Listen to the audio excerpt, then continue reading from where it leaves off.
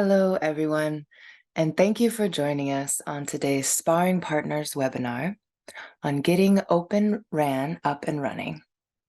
Our speakers today are Kalyan Sundhar, VP and GM of Edge to Core at Keysight, and Monica Paolini, Principal at Senza Fili. I'm Kendra Chamberlain, and I will be moderating our webinar today. In Sparring Partners, we watch our debaters discuss a topic live on video. We would like to encourage our audience to participate in the conversation. So please share your comments and questions using the chat and QA buttons on the Zoom taskbar. All comments are visible to all participants, so please keep the conversation polite and respectful.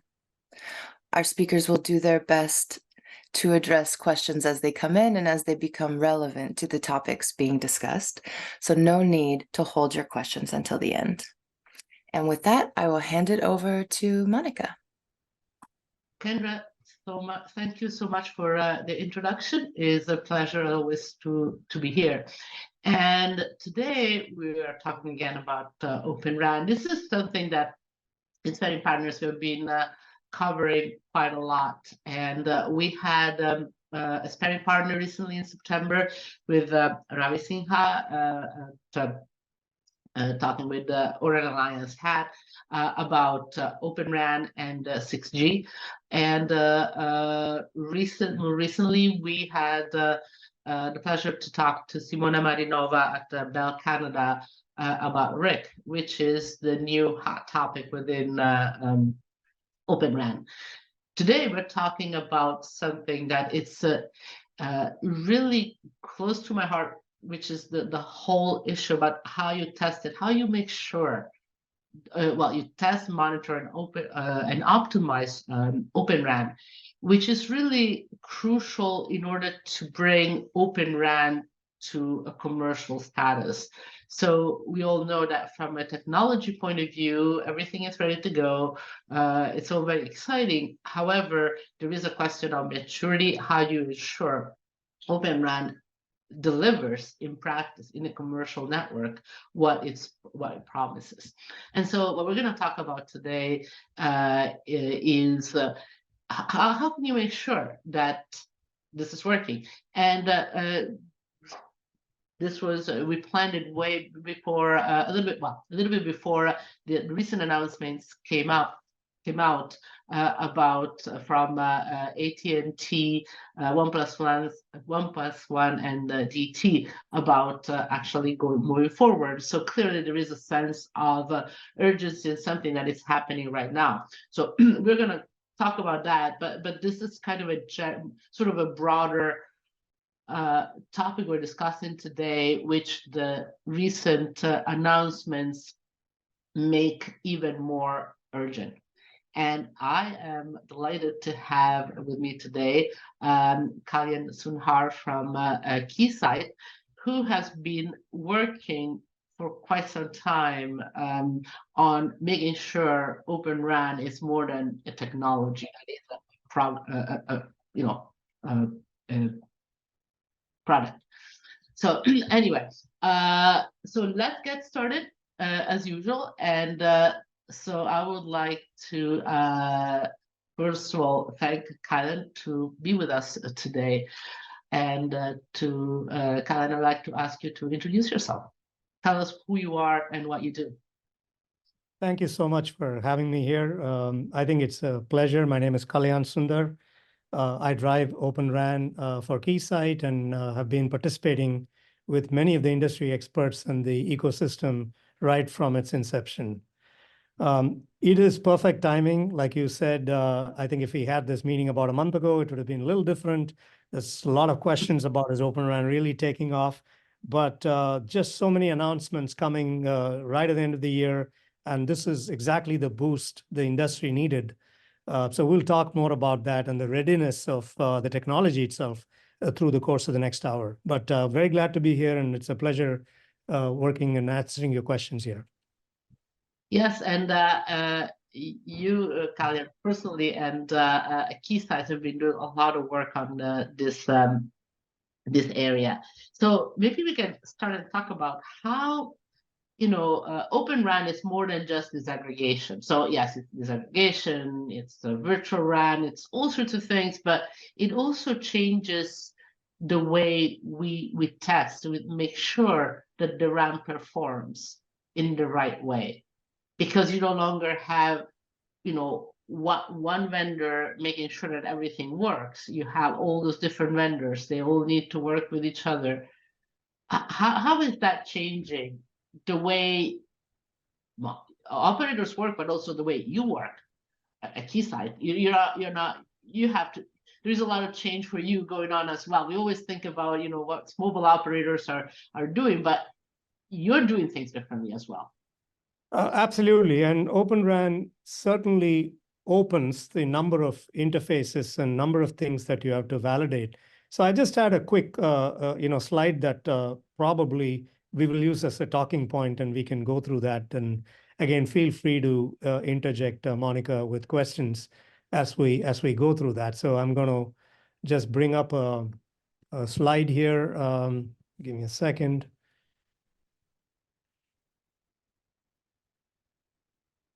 Which could be very useful in explaining this.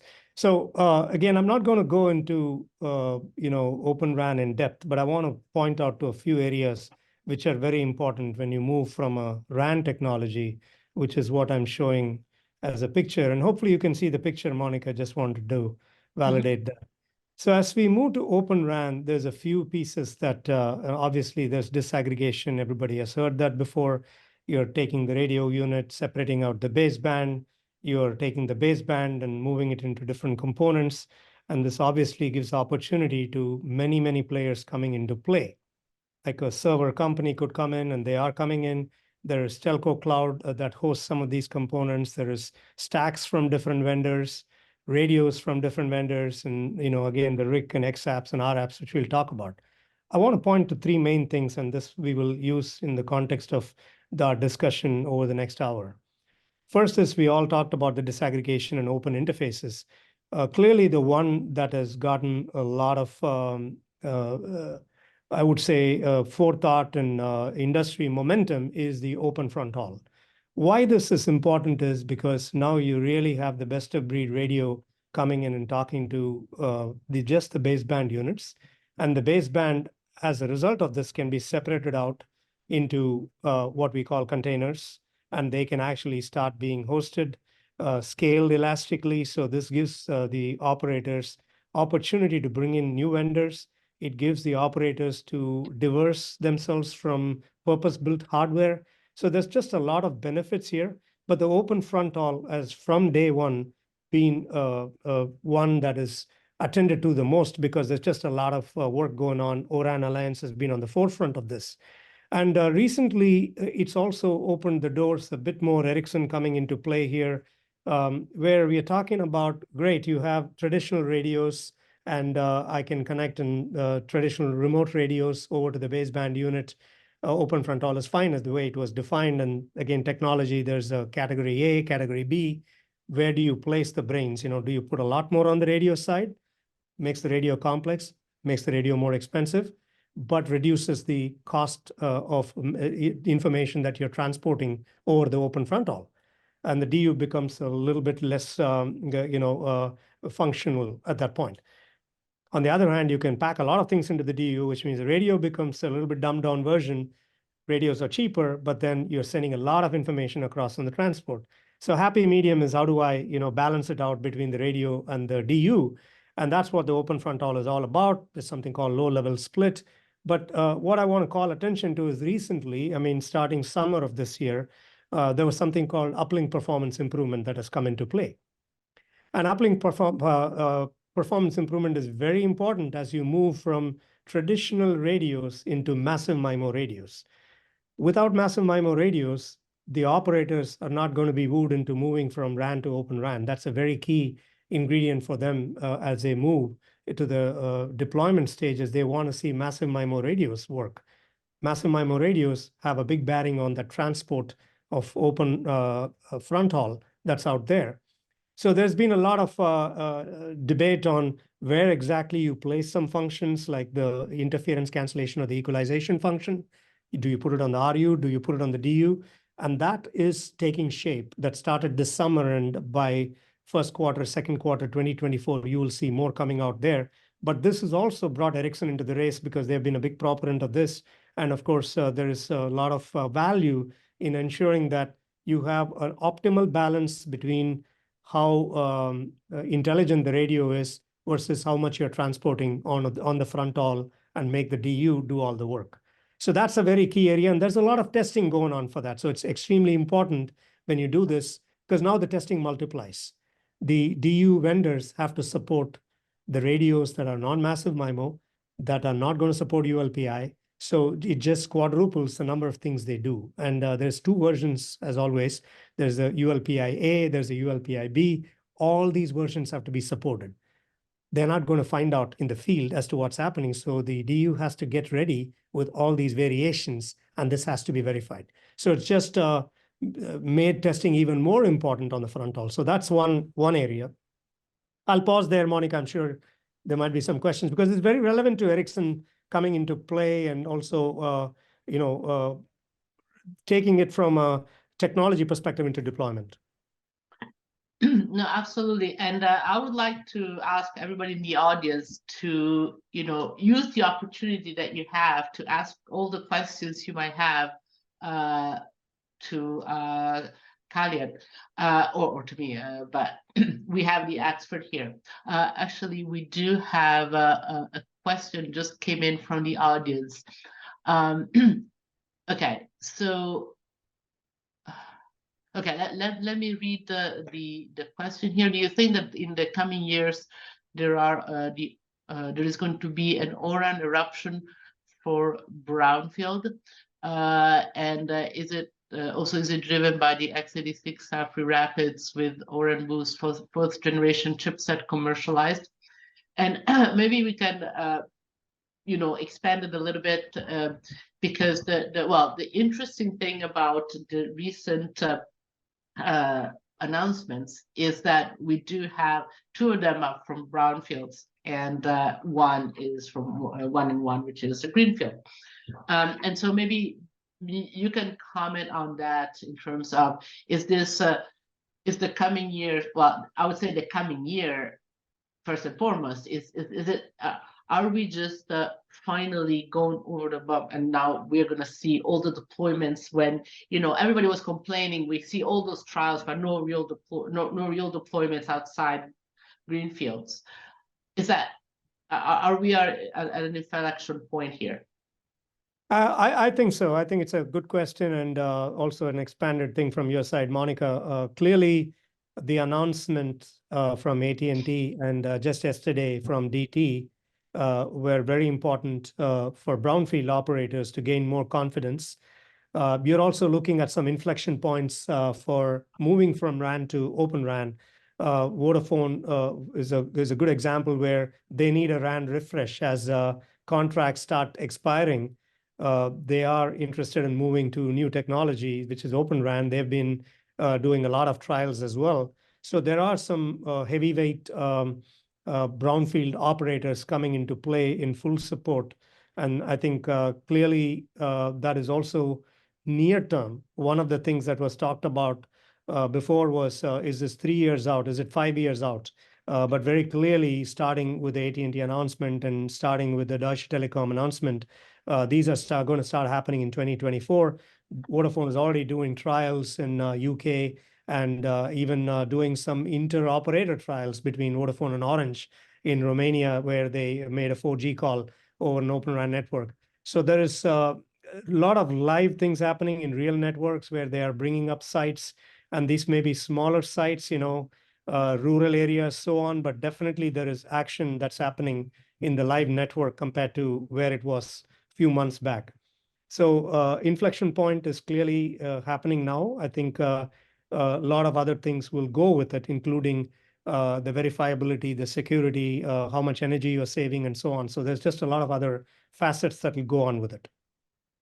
Absolutely. And I think that, there is in the commentary on those announcements and the reaction, I think that we're kind of overlooking at the sort of relative, well, in this case, for Ericsson clearly getting a good deal with AT&T, and Nokia being left out in that specific deal. But I think that we should not be really looking at this at the sort of the short term. I mean, clearly there is a reason to look at that way, but I think that we need to look at it the longer perspective. And because it's disaggregated, even if you get a deal with one vendor, it doesn't exclude the others, because that's the whole nature of Open RAN. But at the same time, it's also true that the ability, the disaggregation is going to add a more dynamic, more dynamics to the market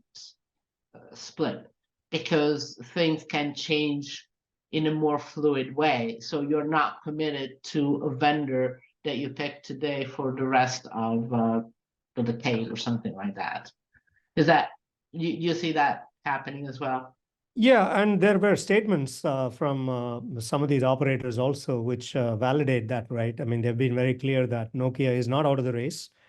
This has come out from AT&T as well. Clearly, the first phase is going to Ericsson, and Fujitsu radios are in as well.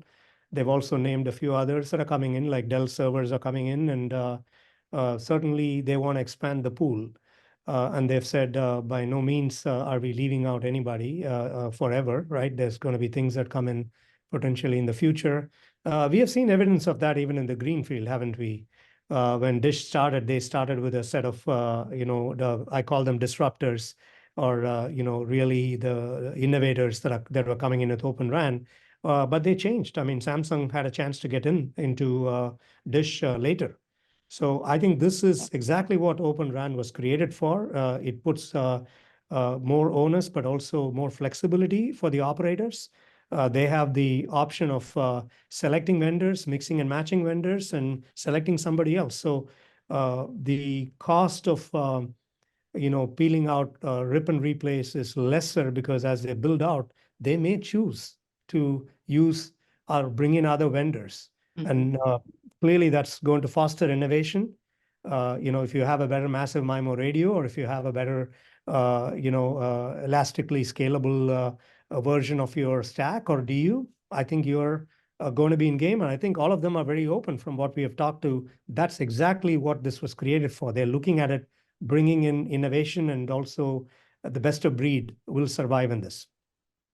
Yeah, and we have another question that I'm just going to go before we go to energy efficiency, from William, that he asked if ORAN is really open, what key features make the difference between among suppliers like Ericsson and Nokia and others. And I think that this is sort of, it's an interesting question, because you bring the question, what is open, and I'm start using the word open without a capital O when I talk about Open RAN, because there are different ways to define openness, and there is openness at different levels. So for instance, you have openness at the RIC level, RAN level, so the UNCU, a front haul interface, and then at the chipset level. So there is all sorts of ways in which you can be open, which go beyond the front haul, which add in complexity, and then makes the way that vendors differentiate among each other to be, somewhat subtle. So there is a lot of opportunity for differentiation, but it's not just one big feature. And Kalyan, maybe you can talk about when you test the different equipments, what do you see? How much difference do you see? Because the argument could be, since they all use the same open interfaces, are they all going to be performing the same way? No, definitely not. In fact, let me just share something here. So if you look at the enablers for Open RAN, and I want to just pick on one aspect here called 5G challenge in the performance. So again, the game was always about testing for interoperability, conformance. That's where things were. And that's table stakes, right? You got to be interoperable. If you put A and B together, if they don't talk with each other, that's just table stakes. There were obviously challenges, because the standards were still being defined. They were still being solidified.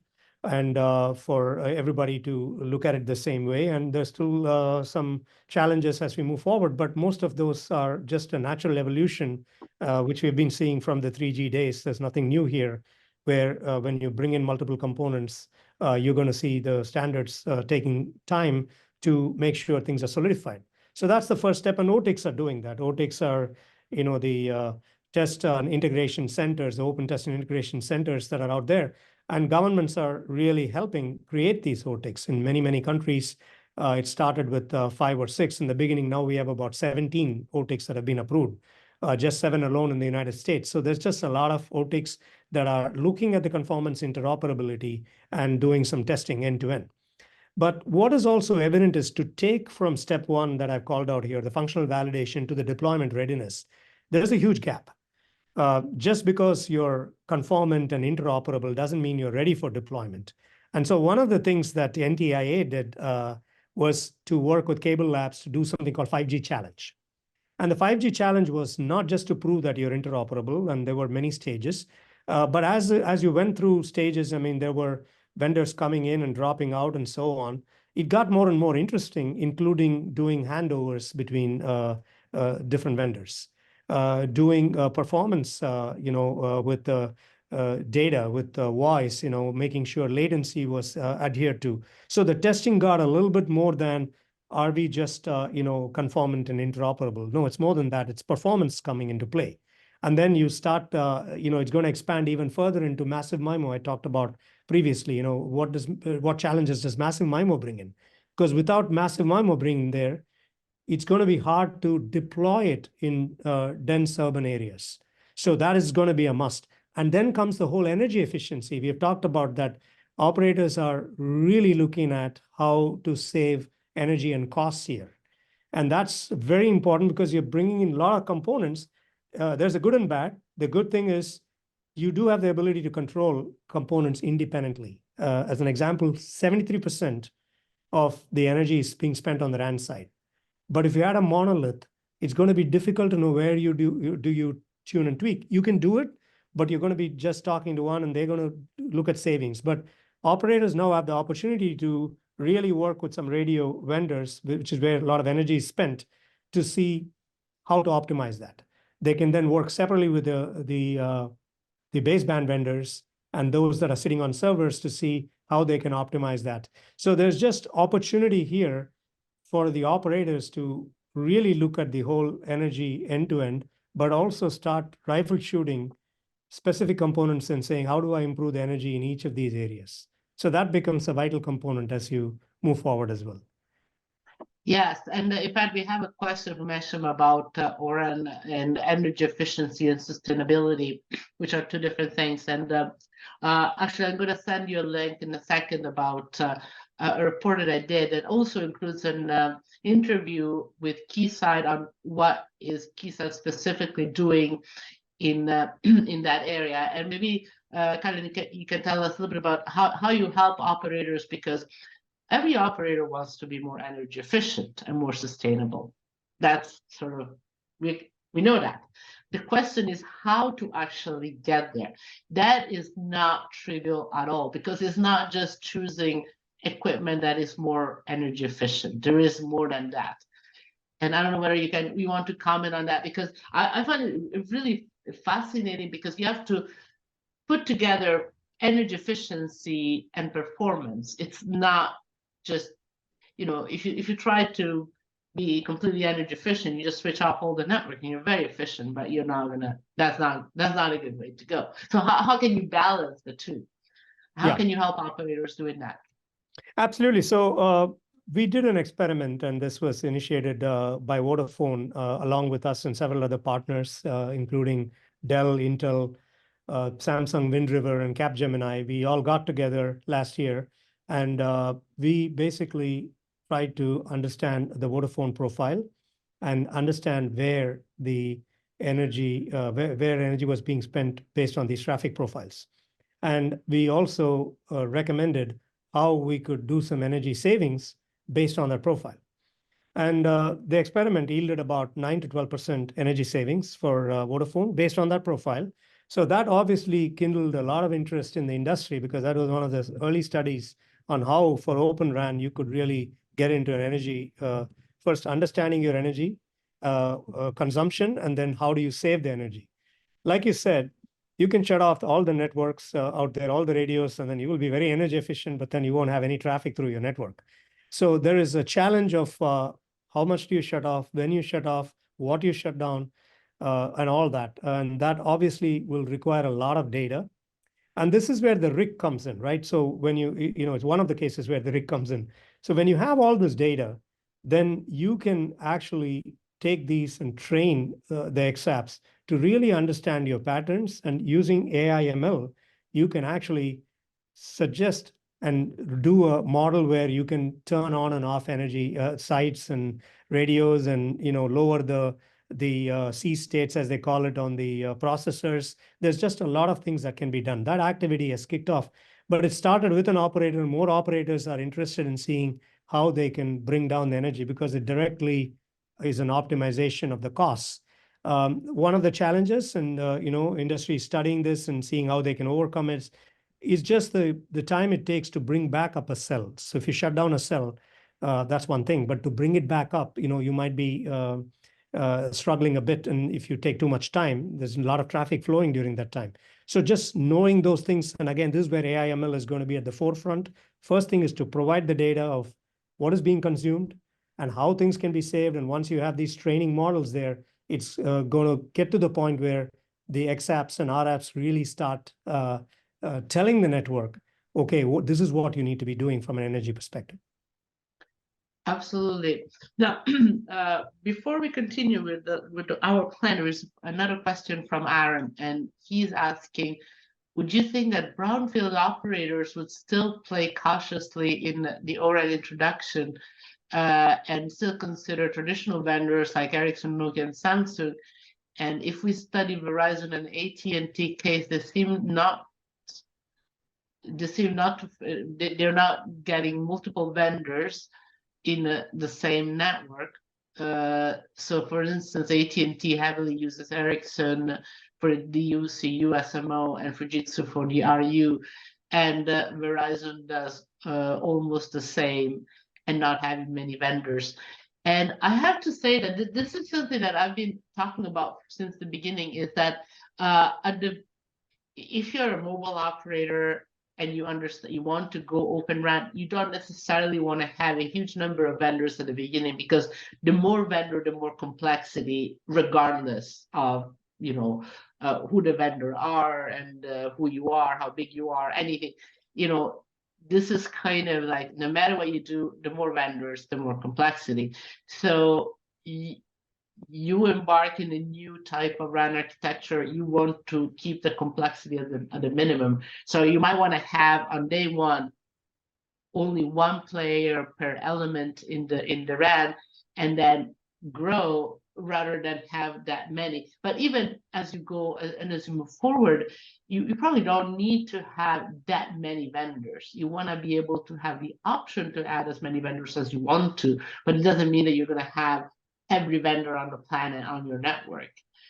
And so can you tell us, when you work with operators, what do you see? How many vendors? And clearly there is no answer. There is no, it's like number 5 or number 10, whatever. But how do they decide how many vendors to include in their trials and commercial deployments? Yeah, no, I think there are two aspects here, right? Like you clearly said, you're not going to proliferate with more and more vendors, but there are other players that are getting in, like a Dell, a Red Hat. These are companies that are definitely getting in, Radisys for the stacks. So there is a mix and match going on where I don't have to run an Ericsson DU on an Ericsson purpose-built hardware. I'm going to run an Ericsson DU or a Nokia DU on a Dell server, on an HP server. So that vertically, you are mixing and matching. You don't have to have just the same vendors coming in. Now, for a baseband, are you going to bring in everybody into the game? I don't think there's just a lot of testing to be done, so they're going to be cautious about doing that. There is also, for brownfield operators, since the question came from brownfield, they have an install base. So they have to leverage the install base. These operators are not going to give up the install base and completely bring everything brand new. Now, so there is going to be a conversion for some of these, from going from a traditional RAN to potentially a vRAN, which is, again, not mixing and matching, but running virtualized loads, and then moving from a vRAN to ORAN. Some would skip the step of going from a RAN to an ORAN directly, especially if there is a refresh cycle possible, where let's talk about probably there's a new spectrum that's being announced or a new deployment. Great opportunity to go in directly in ORAN. But when they're going into existing networks, you're not going to tear it apart and go into completely ORAN. There's going to be probably a stepwise approach.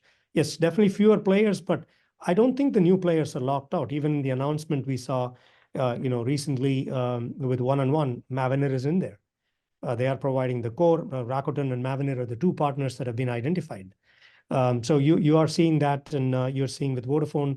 Yes, Samsung came in, but Nokia is still part of that.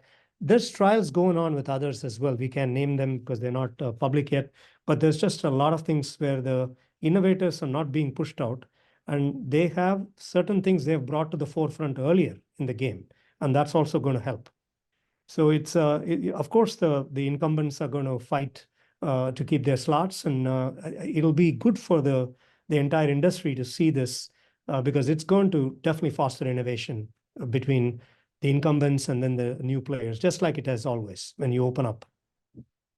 Yeah, absolutely. So we should see, I guess that one way to look at it is that, yeah, we should see changes, but it's not going to be all of a sudden the whole thing is going to change in terms of the relationship within vendors.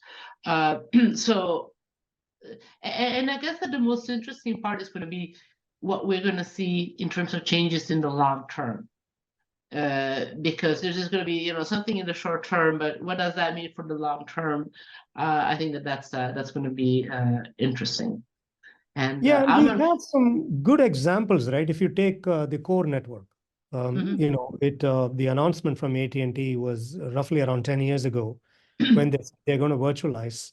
But the incumbents were, pretty much behemoths in that space, and they weren't considered for the movement into virtualization. In fact, AT&T picked Affirm Networks at that time, and Affirm was a small company in Boston that was doing it because they had something niche, and AT&T also wanted to shake it up and show that, hey, if I'm going for a software play, I have the option of going with somebody who's got a niche area of expertise. So that's a great example. And of course, it took time. Affirm is now part of Microsoft, as we all know, but it can happen. And we are seeing, there were questions about radios. Fujitsu radios are coming in a strong way. So these are definitely Fujitsu. It's also a globalization of sorts, right? Fujitsu heavily in the Japan market and Asia market, now coming out more into North America. So there's just there's a mix and match, and I think whoever is going to show the most potential and most advancement is going to still be considered. Absolutely, absolutely. Now, let's talk a little bit more about Keysight and what is that you do. How do you? I mean, as we said, there's a whole lot that needs to be done in a new way when it comes to testing, monitoring, and optimizing the network. And in the same way that there is for the other vendor, for the RAN vendors, there is for you guys a way to differentiate yourself. And can you tell us what is that you think that you do different that is special about your specific approach to Open RAN? Certainly, we'll talk about that. I'm going to show you a couple of slides, which again will be very pictorial and visual for everybody to see. So I do want to make one point on the MVP. It's a very important thing that's going on right now. MVP stands for most valuable or minimum viable product, however you want to define it. But the reason for this is as you go from all the testing you've done with OTIX and Plugfest and so on, there's just a lot of activity and getting excitement. How do you really take it from that point on to deployment? And we call this the operator readiness or the deployment readiness. And for that, we are striving to create something called MVP, and Keysight is heavily involved in that in creating this MVP. This is not something that's just going to be defined from the O-RAN Alliance. This has to come from operators in conjunction with the O-RAN Alliance. And there's meetings going on, and February there's going to be another discussion with the findings and so on. But this is going to be vital to see what is the set of profiles that operators can give, saying this is what we would like to see as we deploy. So from AT&T or 1&1 or DT or whoever else, I think we want to see that. And when we see that, I think those will be validated again. So we'll make sure that all the companies that are coming into play there are able to validate against those profiles. So that is going to create some common ground for going from a lab environment into a live environment. So very, very important. So I want to tee it off with that because many of the things that we have done in the Vodafone Keysight handbook is also very relevant, and we have taken a step in that direction. If you see this slide here, basically we divided the whole handbook into 3 categories of testing. The first category is to do end-to-end, and the RAN and core testing. And we want to be doing it both from a lab and from the live perspective as to what's happening in a live environment. We have monitors that we can check on the RAN side, on the core side, packet brokers that really tap into things, the core network, which is virtualized already, analyzers on the front haul, seeing how the RU and DU are operating, and just the RAN testing and the core testing. We surround that with interoperability units that we have. So we have like very specialized things, like for Ethernet, we have something called time sync analyzer that we bring into play. And we have many emulators that we bring. The second stage is a little bit, again, it's a very big visual here, a lot of things showing up, but I want to highlight that now you want to really isolate some of these components. You want to do ORU surround testing. And this is where Keysight brings in a lot of things that we have done over the last several years to perfection, like the vector signal analyzers, vector signal generators from classic Keysight, as we call it. And then we bring in the whole timing element, from one of the acquisitions we got. And we have put all this together to do a comprehensive testing of the ORU. That's box number 2 that's shown here. And then we also get into other elements such as security. One of the big challenges as you get into this level of, we are getting closer to deployment, is security becomes a huge challenge. More openness means more security threats, more interfaces, more attack surfaces. A lot of it is Ethernet. So again, we have a history there of doing a lot of Ethernet security testing, but still there is going to be just various combinations. And there are things defined like the SCAS units or the SCAS test suites that we support at various levels. You have it at specific core elements, the G Node B, the RAN, so on and so forth. And again, we are participating heavily in the work groups to enable that. This is the ORAN work group 11 that defines security. Then you have the whole, we talked about the ORU, but we also want to talk about the RIC, right? Where you are really starting to think about not just the interfaces, but use cases. And the use cases are going to be the enablers for RIC, because the RIC is nothing but a platform which hosts all these XApps and RApps that are going to do energy efficiency or massive MIMO traffic steering. When it sees that a cell is overloaded, how can it divert traffic to another cell? There is just a lot of innovation there. So we have started attacking a bunch of use cases with a live tinge to it. This is where, when we work with operators and get operator data, you can actually feed the data. So the RApps and XApps can really see live data and not some lab data. And when you have that, it's really going to show whether the applications are performing the way you want it to perform. So there's a validation of sorts there as you bring RIC into the picture that magnifies, because there's multiple applications. And if you take it a step further, these applications have to work with each other. Some of these applications are not the only applications running on that platform. So there is, things that are coming out in terms of congestion and management between applications that we are working on as well. So we're just breaking into categories, and the final one is going to be the energy efficiency savings. We talked about that before, and also feeding the live data back from the field into the lab. And we have tools for that as well. If you see, we have painted the city red here with all our tools, but the blue ones are the boxes that are going into the network. So we surround it, we do end-to-end, We do the vertical stuff where we are not just touching conformance and interop.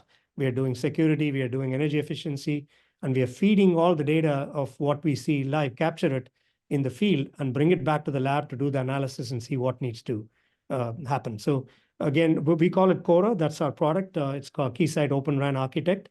And we have mapped this handbook that we co-authored with Vodafone, and we have mapped all our profiles and test simulators and suites to that. And that's a work in progress. It's 60 pages already, but it's going to be, several hundred pages as people expand. And with the MVPs, I think the combination of these two will be powerful in terms of how we test this for readiness. Yeah, it is a little bit daunting picture of to look at everything that you have to do. But this is really, I guess that one way to look at it, it's an opportunity, because the more things you can test for and optimize, the more value you should be able to squeeze out of the network if you do it properly.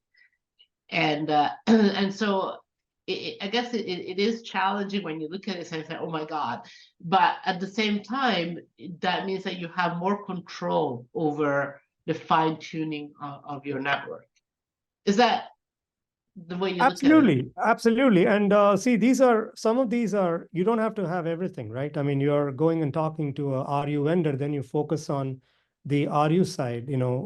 First of all, are you conformant? And second, how are you interoperating with others that you want to interoperate with? And third, what about the energy savings and other things, right? How energy efficient are you? How secure are you?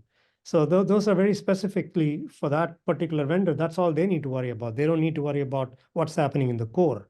But there are operators who are interested in all of this. They want to see, automation of all of this. They want to see analytics that come out of this. It's all about data. They want a lot of data fed to them. And once they have the data, then comes AI ML, where they can start really looking at models that can emanate out of this and say, okay, I got a lot of good data. And with this data, I can really create some models that will start auto-tuning my network over time. So I think it's definitely headed in that direction. Absolutely. Now, I wanted to go back to automation, since you mentioned it, but before that, you also mentioned security. And we have a question from Hesham about how Oren is going to support 5G first responder public safety. I would say that it's no different than any other network. And I think that in general, Open RAN has to perform at parity, at least, with any other RAN. So we're not going backwards. We have to move forward. But I don't know, you have anything to add to that? No, I think you said it right. I think that's also very important as you move forward and deploy Open RAN, that it is on par, and part of it is just the comprehensiveness and the parity with existing networks has to be there, especially for brownfield. And again, cases where you also have to know how to interoperate with existing networks that are non-Open RAN. And a lot of times that's also going to be the case. Just like you do from technology to technology, when you move from 4G to 5G, you have to interoperate with the previous technology. Same here, no difference. When you're not getting the coverage or when you're not getting a certain thing, you need to know to fall back onto a existing network that can provide that. But yeah, largely that's correct, Monica. Yeah, okay, very good. Now, let's talk about automation. And the reason why I like to talk about it, because you look at all of this and, humans are very limited in terms of what is that you can optimize at the same time and all the interactions. So here you have potentially so many things going on at the same time that you do need automation to keep track of things, or to make sure things actually work the way they're supposed to. So what is your approach to automation? I mean, we all know that we need it, but how exactly are you working on that? Yeah, so every simulator we build has a REST interface that we have a automation engine that we hook up to. We also have the ability for the customers, the CI/CD and automation engines, to hook up and create tests from our simulation, make it part of the go to live. And also some of them are in the live networks as well. You can look at some of the test cases can be triggered from a slice of a network That's the beauty of network slicing. We have seen that as well as you go all the way from a lab to a production. So the key for us is to, what we've done from day one is have a unified interface across the board, across all these, which will allow for the operators to hook into and create tests. We provide canned tests as well, but again, there's never going to be enough tests, so there's always somebody creating more and more tests. So we provide the ability for the operators and our vendors. It doesn't have to be just operators, it's also many of the vendors that buy our equipment to create more and more tests using our tool set and integrate it into their CI/CD pipeline. And that's vital because they have to determine at any point when they test a load whether it's ready to move from a lab prototype or a sandbox stream into a production stream, and vice versa. How do they take something that's in production stream and quickly bring it back to the sandbox stream? And these are only going to happen with automation, like you rightly said. And we have the tools to hook into, and we also have a story. That's why we put it at the top. The automation reporting and analytics is, we have an engine for that. So operators or vendors who don't have something like that, they come to us and they get the whole automation package from us. But we can also rifle shoot and give them conformance suites, interoperability suites, performance suites, and so on. So we create those as well. Absolutely. Very good. Now, I want to make sure we go back to talk about a little bit about the role of government, regulation, and support. You mentioned it earlier. I want to make sure we cover it before the end of the event.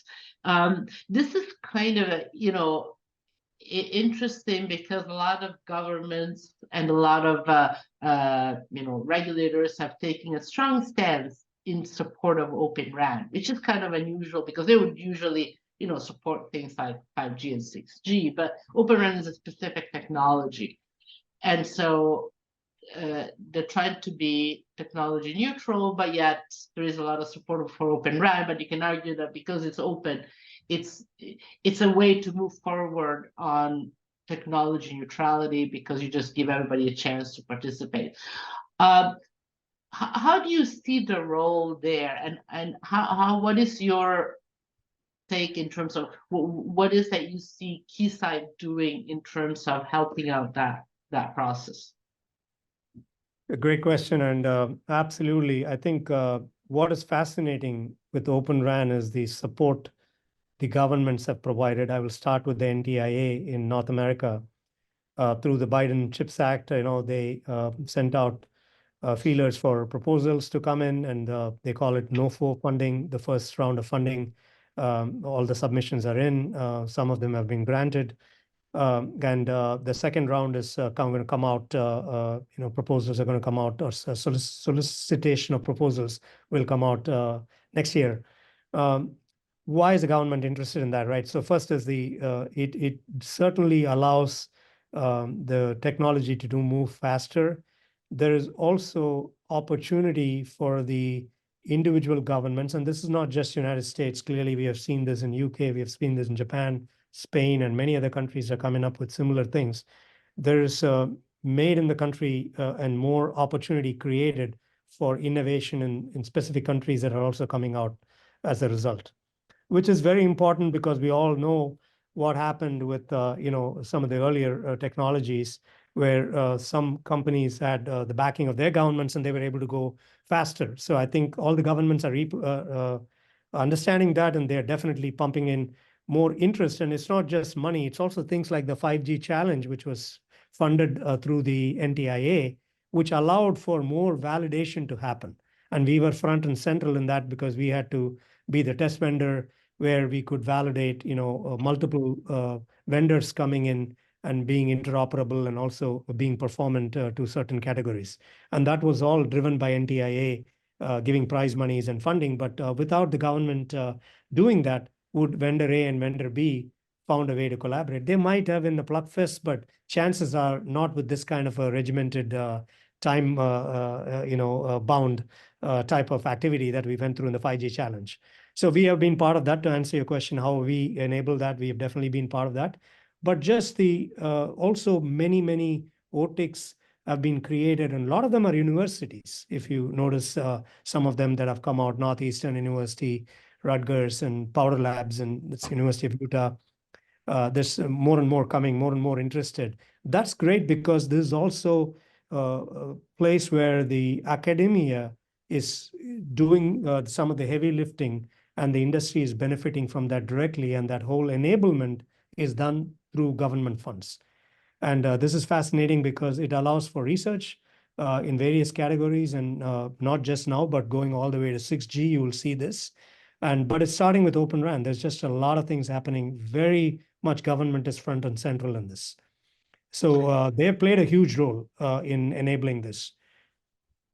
Yeah, and I guess, I mean, you can see in the UK as well, where there's a lot of funds going to universities, which I guess is interesting because of the, lack of talent, or that we're seeing in telecoms, where it's hard to attract people. So I guess it's a way to encourage interest, encourage research starting from universities all the way into, any stage within the ecosystem.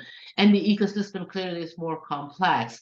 Now, you work with operators worldwide, well, operators and vendors, I would say, worldwide. How do you see the difference? You mentioned before, Japan as a, they've been doing a lot of Open RAN way earlier, but there is some Open RAN in China as well. Despite the vendors are not really, the Chinese vendors are not supporting it. And so how do you see it? Because there is the situation in the US, Europe, and what about emerging countries, or basically everybody else? How do you see the different geographic areas to move on to Open RAN? Or not to move into Open RAN? Yeah, so good question. We see a lot of activity in India as well. We've seen, other countries, South American countries, show interest. Clearly, Japan, Europe, and now United States, brownfield has also come to play. Clearly, we had the Greenfield operators already in play.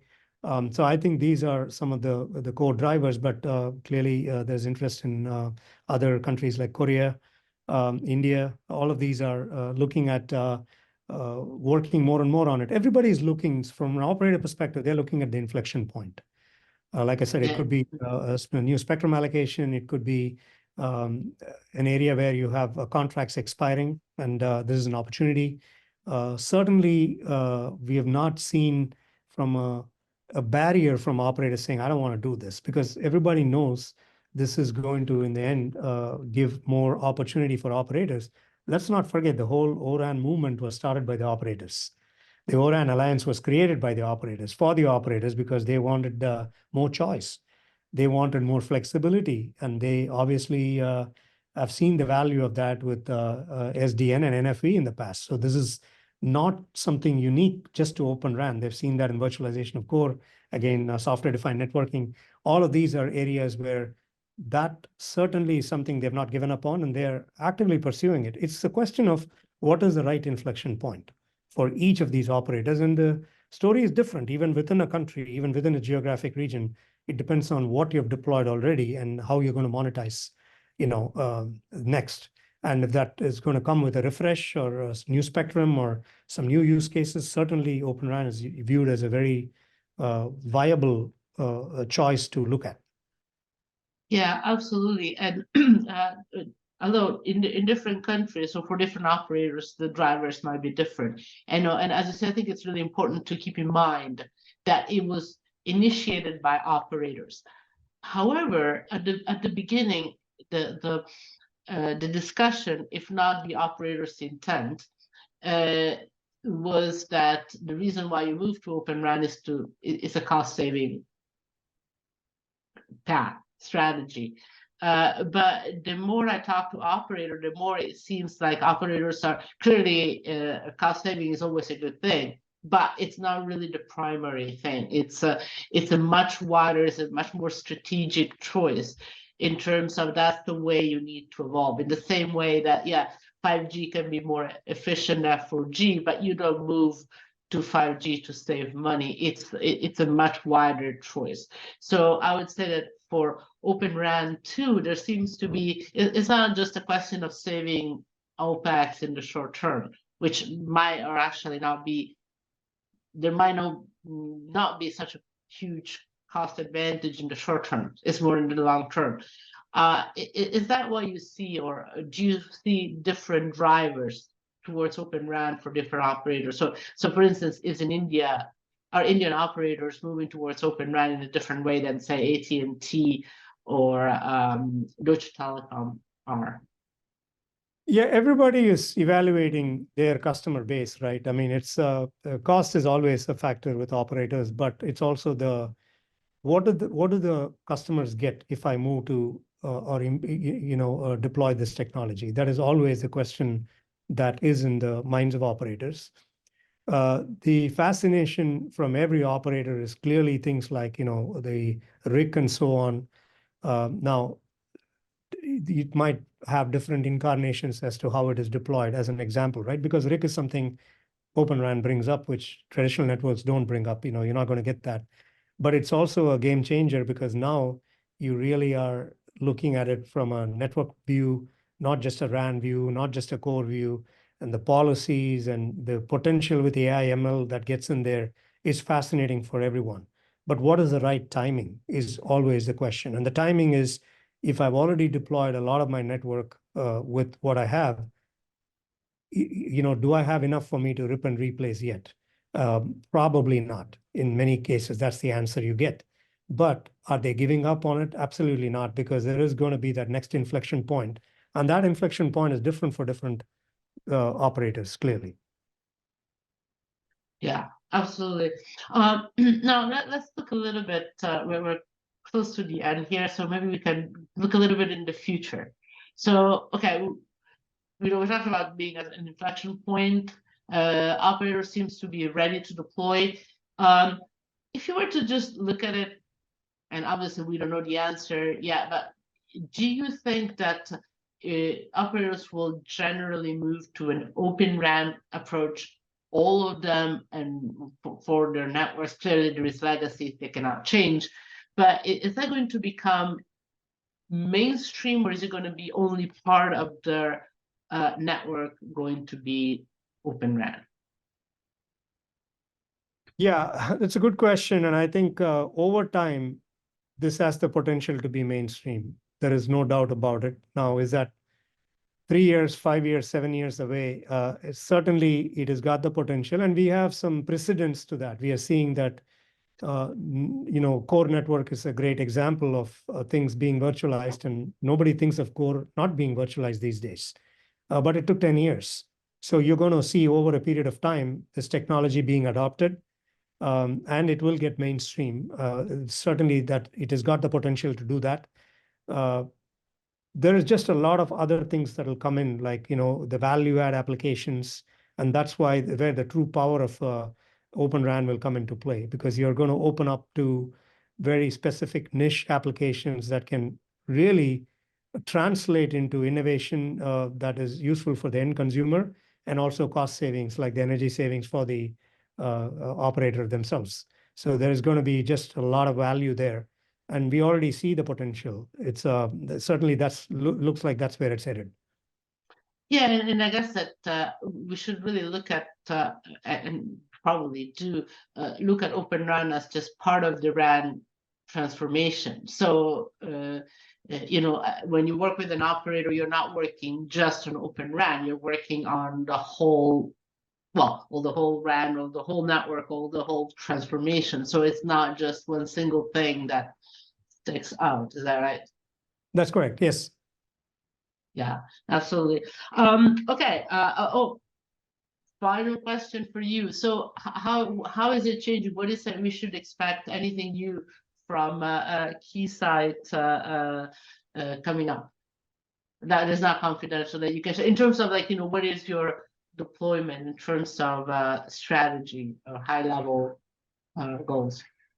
Yeah, so from day one, we have looked at Open RAN as an end-to-end story for Keysight. And Keysight certainly has all the assets to put in place where we can do this holistically, both on a horizontal, what I call edge to core, which is what I drive from the edge of the network to the core of the network, and also vertically, as you start looking at things like, energy efficiency, more app testing and things like that. We definitely see a lot of breadth and depth that we can provide. And what we have also seen is we are very happy to have enabled several customers take this from a lab to a live network, examples such as Dish and so on, where we have been working from day one. And we had a common vision of taking this from monolith into a disaggregated, containerized type of environment. And we pretty much have our hands on all the elements, and that continues to be our strategy. We are certainly looking at how we can enable more and more vendors and operators and be in the forefront of this. So certainly it's a continuation of what we got into, and it's a validation also for us. That's a nice thing when we see operators take this live. There's no more joy than seeing that we have enabled it. So Keysight's very proud of that. I'm very proud of that as well. Well, okay, Kaylan, thank you so much for participating, and Kendra, over to you. Thanks. That will conclude our webinar for today. Thank you to our speakers for that great conversation, and thanks to our audience for your wonderful questions. A recorded version of today's webinar will be available at senzafili.com in the coming days. Thanks again, and we look forward to seeing you at future events.